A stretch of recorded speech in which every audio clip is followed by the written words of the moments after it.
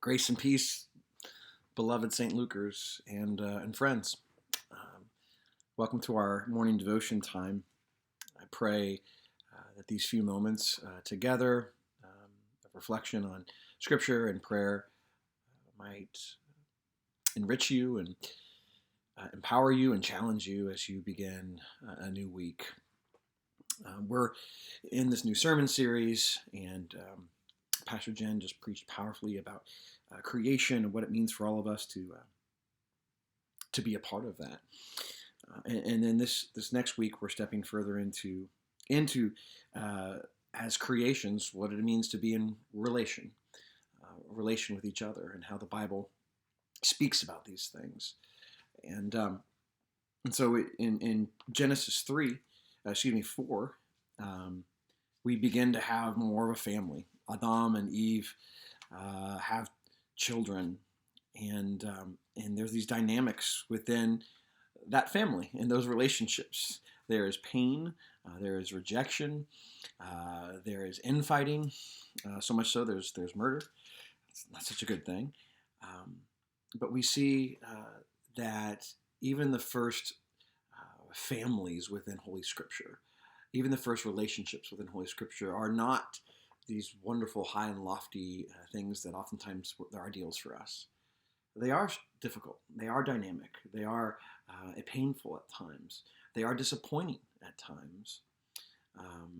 And for me, as we step further into this idea of relationship and how Scripture, the Bible, speaks deeply about that, Abraham, Isaac, Jacob, and the tribes of Jacob, that that should speak to us and give us space to understand that our family dynamics are going to be difficult, are going to be strained, are going to have high moments and low moments. That our relationships in the workplace are going to do the same thing as well. And that even though those things are true, just as it continues to say throughout Scripture, God will be with you. You're not alone in the midst of those lows and those highs. That the presence of God will be with you. Just as God is borne witness to be with all of these relationships, all of these families, all of these people, and these dynamics throughout Scripture.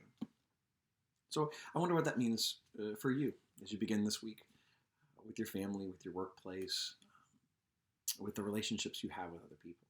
Sometimes we set ourselves and our relationships up for failure when we raise the ideal higher than anyone could ever imagine, higher than Scripture bears witness to, because we're all going to fall short. So I wonder as you begin this week how you might be able to recalibrate your expectations, see that the relationships in Scripture are really no different than the relationships we have with people, that they're difficult and they're joyful. The mix of all of those things, that we're going to fall short for each other, and we're going to come through for each other. In all of that, God is going to be present. God is present with us through it all. Through it all. So then I want to share this prayer with you. It's from Patrick, who lived in the 4th and 5th century. He was born in 389 and died in 461. And this is a prayer. It's also kind of a blessing. May the strength of God pilot us. May the power of God preserve us. May the wisdom of God instruct us. May the hand of God protect us. May the way of God direct us.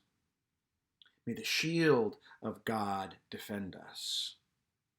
May the host of God guard us against the snares of evil and the temptations of the world. I pray you have a blessed week, my friends.